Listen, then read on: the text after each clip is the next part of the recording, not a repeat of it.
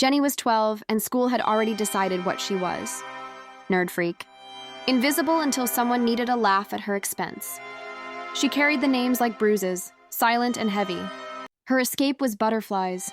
She watched them for hours in the garden, fragile wings carrying them wherever they pleased.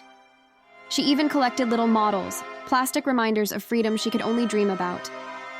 One afternoon, after the cruelest day yet, she found a strange butterfly figure in a charity shop.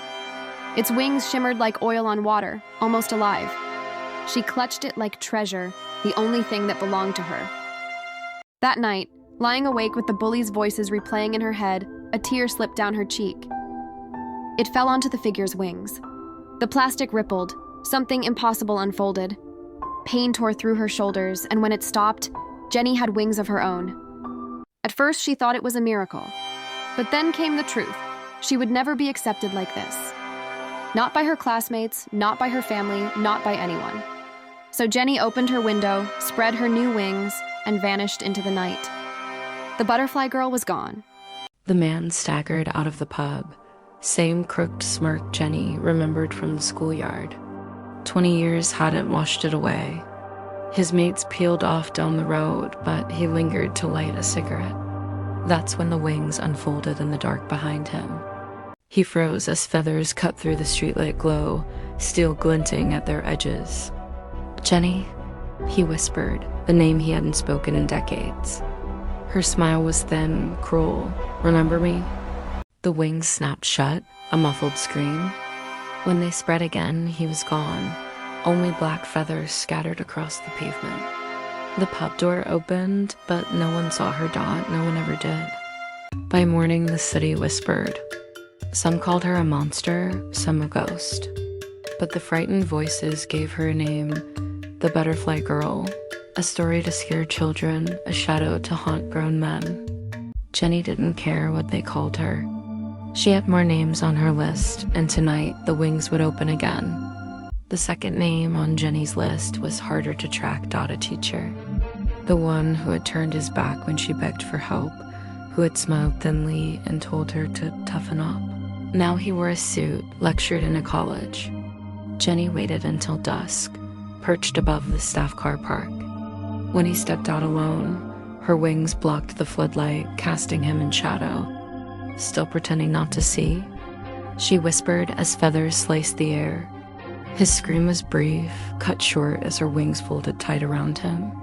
By the time security arrived, there was only a scattering of blood-red scales on the tarmac. The third was different. A woman, older now, a mother, but once the ringleader of every torment in the schoolyard. Jenny found her outside a supermarket, shopping bags hanging heavy from her hands. Jenny hovered above, silent, conflicted. For a moment, she almost let the woman go. Almost. But then their eyes met, and Jenny saw the same cruel smirk she remembered, buried under years but not gone. The wings snapped down, scattering groceries across the concrete. By the time the crowd rushed to help, the woman had vanished. The city woke to headlines. 3 gone, no trace but feathers and fear. Some whispered it was justice. Others swore it was murder. Jenny didn't care. The list wasn't finished. The next name was waiting outside a club, drunk and loud, exactly as Jenny remembered. She dropped from the roof, wings slicing the neon light. Another ghost to erase, but then a scream tore through the alley. Jenny froze. Not him, someone else. 2 men dragging a girl into a side door, her hands clawing at the bricks, her voice swallowed by bass from the club. Jenny looked back at her prey. He cowered against the wall, stinking of alcohol, eyes wide with the same fear he once made her feel. She should have finished him. She wanted to finish him. Instead, the wings snapped open and Jenny was gone. She hit the alley like a storm, feathers cutting, shadows swallowing the men whole. When the girl looked up, trembling, she saw only a figure rising back into the night. Jenny perched above the city, heart pounding. The bully was still alive, her list unfinished. But for the first time, she felt something different, something heavier. Maybe the wings weren't just hers. Maybe they were meant for everyone too weak to fight back. That night, she hunted with new eyes.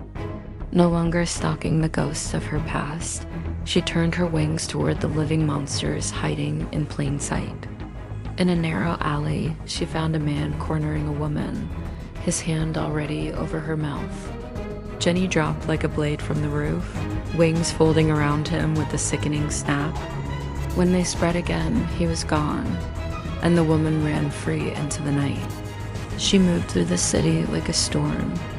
A landlord who beat his tenants was dragged from his car, the steering wheel slick with feathers. A predator who smiled in public and prayed in secret was found hanging from a street lamp, his screams echoing across the estate. The police scrambled. Headlines screamed of a vigilante with wings, some demanding her capture, others asking if the city needed her. On the streets, it was different. The helpless whispered her name like a prayer. The guilty spat it like a curse. To some, she was a demon, proof that sins never stay buried. To others, she was a savior, a nightmare that only came for monsters. Jenny didn't care what the city decided. Hero, villain, ghost, the wings chose for her now. The city was changing. Streets that once crawled with predators grew quiet, but power hates a vacuum. Whispers spread of the one man she hadn't touched, the Kingpin. He wasn't a thug in an alley or a bully in a pub. He was the web itself, every thread running back to him. Jenny watched from rooftops as his empire moved beneath her, cars with tinted windows, warehouses full of men with guns, envelopes passing hands in alleys. Every crime she crushed, another sprouted from his shadow. Her wings ached for it, the final hunt. She knew what it meant. One woman against a kingdom. But she also knew she couldn't stop. The first night she struck, it was chaos. Men fired wildly into the dark as wings cut through them like razors. Feathers littered the ground like shrapnel. By dawn, half a dozen warehouses burned, the streets echoing with the screams of men who swore they saw death with wings. But the Kingpin wasn't afraid. He didn't run. He tightened his grip. More men dealt more guns, more traps, and still Jenny came, bleeding, relentless, tearing his empire piece by piece. Until the night she finally overreached. A warehouse lit up with floodlights, a trap sprung. Dozens of rifles turned the shadows into fire. She fought like a storm, but storms burn out. Blood streaked her feathers, thought her wings slowed. And then he stepped out. The Kingpin himself thought no fear, just a smile, cold and certain, as Jenny fell to her knees. Her wings opened one last time, then collapsed. Feathers drifted across the concrete like ash. The butterfly girl was gone. The warehouse lay silent, smoke curling through shattered windows. Jenny's body lay broken on the concrete, her wings torn and bloodied. Feathers drifted across the floor like burnt paper. For the first time in years, the city was quiet. No flutter in the night, no storm in the shadows. The Kingpin stepped through the carnage with calm, heavy footsteps. Around him, his men whispered, some staring at the girl who had hunted them for so long. He ignored them. His eyes were fixed on the small object lying in the dust near her hand. The butterfly model. He bent down, picked it up, turned it in his hand.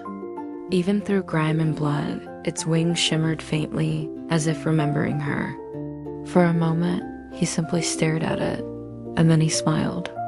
Later, in a room far away from the wreckage, he placed it gently into the hands of a young girl. His daughter. Her small fingers closed around it, eyes wide with wonder. "You'll understand one day," he told her. The model twitched, the wings stirred. The cycle began again.